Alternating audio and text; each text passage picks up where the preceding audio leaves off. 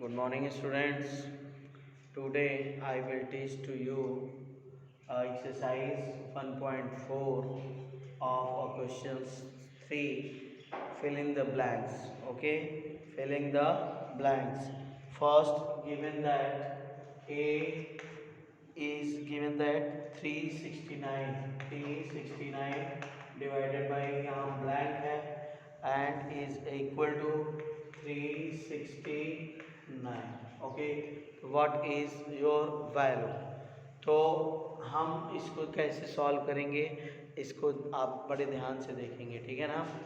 अब इधर आप देख रहे हैं कि 369 divided by what number, then it becomes a 369. तो लेट नंबर भी x, हम इसको क्या करेंगे, x इसको इसमें फिलअप कर देंगे, ठीक है ना। हमने मान लिया कि लेट नंबर भी x है, तो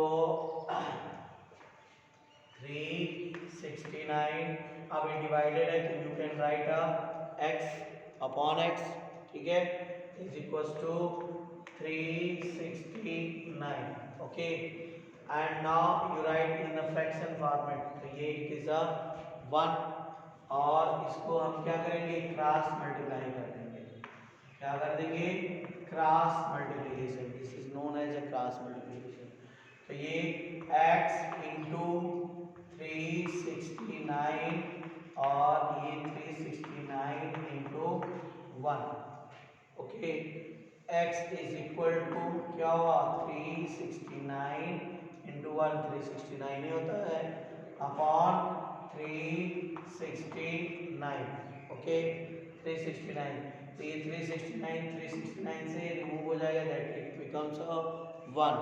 तो ये x इज इक्वल टू क्या हो जाएगा, 1. इसका मतलब इसमें क्या फिलअप होगा, 369 divided by 1 is also equal to 369. Okay, तो इसमें क्या फिलअप होगा, 369. I think you understood it. Okay, now students, b part is given that -75 divided by dot dot, मतलब इसमें फिल करना है, क्या होगा कि it becomes a -1. तो आपको क्या करना है, कैसे क्या चीज़ आएगा, अगर आप इसमें सोच भी सकते हैं तो आप डायरेक्ट भी लिख सकते हैं, लेकिन 75, लेकिन कभी कभी कुछ स्टूडेंट थिंक नहीं कर पाते हैं, तो ऑटोमेटिक सॉल्व करने पे कैसे आ जाएगा, तो इसको भी हम क्या करेंगे, x एज्यूम कर लेंगे. ओके, तो -75 upon x is equal to -1. By division को हम अपॉन में लिखते हैं, ठीक है ना.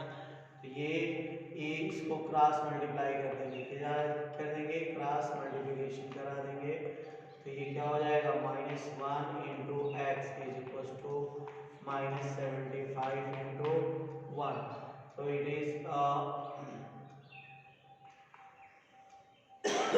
-75 इंटू 1 इज 75 हो जाएगा, -75. x is -1 into x. अब इस -1 को मल्टीप्लाइड है उधर जाएगा तो क्या हो जाएगा, डिवाइड हो जाएगा. तो -75 डिवाइडेड बाई -1. ओके, माइनस और माइनस का डिवीजन क्या होता है, प्लस हो जाता है, दैट इज अ प्लस. तो दैट मीन्स 75. तो x की जगह पे आपको क्या फिलअप करोगे आप, 75.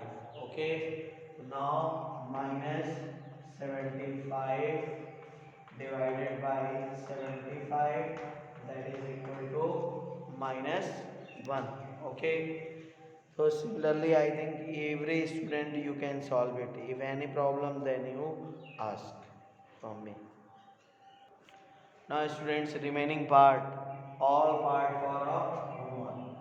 Questions 3, remaining part homework. Remaining part is equal to homework. You solve that. And if any problem, then you ask to me. Now students, questions 4 is given that a comma b such that a divided by b is equal to -3. To write 5 pair of integers, okay, such that integers a comma b such that a divided by b is equal to -3 and 6 comma -2 is equal to 6 divided by -2। तो ये plus और minus का division क्या हो जाता है, minus हो जाता है, और 2 divided by 6 is what, it is a 3। तो इट आंसर इज a -3। तो ऐसे और 4 पेयर आपको लिखने हैं, ठीक है ना। तो एक तो बात है कि माइनस होता है तो माइनस एक ही कंडीशन में होता है भाई, या तो उसमें से पहला वाला माइनस हो और दूसरा पॉजिटिव हो, या दूसरा प्लस हो और पहला निगेटिव हो। तो ऐसे 2 पेयर आप लीजिए जो कि पॉजिटिव और दूसरा निगेटिव, और इसके साथ साथ में आप इसका डिवीजन 3 आए, ठीक है। तो अब जैसे राइट सपोज दैट 18, तो 6 3 जा 18 होता है, और आप एक माइनस में ले लीजिए, okay.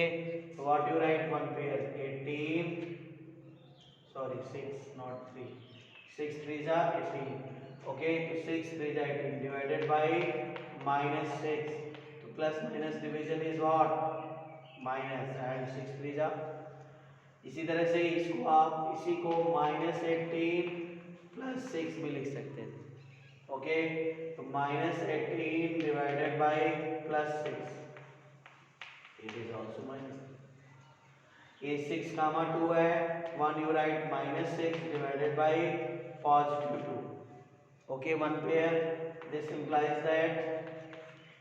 implies that a -6 divided by +2, that is a -3, and another 4 12 and divided by -3, okay, sorry, 12 and -3, okay. This is 12 minus 3, it is a, sorry, -3 नहीं 4 लेंगे, 4, then it is a 4, then 4 3 जा 12, it is a -3। तो इस तरह से हमारे 5 pairs हो जाएंगे, okay. I think you can solve it, okay. Now student, next question is given that question 5, the temperature eight 12 noon was at 10 degree Celsius above 0। Temperature at 12 noon 10 degree Celsius above 0, 10 degree Celsius above the 0 मतलब 0 से ऊपर, 0 से ऊपर, above the 0 मतलब positive, okay. तो it becomes a positive 10 degree Celsius temperature, okay, and it decreases at the rate of 2 degree Celsius per hour until midnight, ठीक है। Temperature decreases at the rate, तो 2 डिग्री सेल्सियस डिक्रीज हो रहा है, तो decrease होने के लिए, कम हो रहा है ना, तो कम के लिए what sign are used, what sign you will use, so that is a minus sign, okay, you use a minus sign for a decreasing, okay। Decrease होने के लिए माइनस साइन यूज करेंगे। what time would the temperatures be 8 degree celsius below the zero, what time temperatures be 8 degree celsius below the zero, तो ये zero के below आ जाएगा, तो वो कितना होगा, -8 degree Celsius zero, below the zero मतलब जीरो से डाउन, तो जीरो से डाउन मतलब आपको नेगेटिव वैल्यू साइन लेना है, ठीक है। तो ये it is a -8 degree Celsius. अब इस क्वेश्चन को हम लोग कितने टाइम बाद, ये 12 नून है, ओके, एट व्हाट टाइम, आपसे क्या पूछ रहा है, व्हाट टाइम पूछ। Now students, after x hour temperatures will be -8 degree Celsius. मैं एज्यूम कर लूँगा कि x घंटे के बाद टेम्परेचर्स विल बी क्या होगा, -8 डिग्री सेल्सियस होगा। अब देखो भाई, इनिशियल एट 12 नून पे टेम्परेचर कितना था,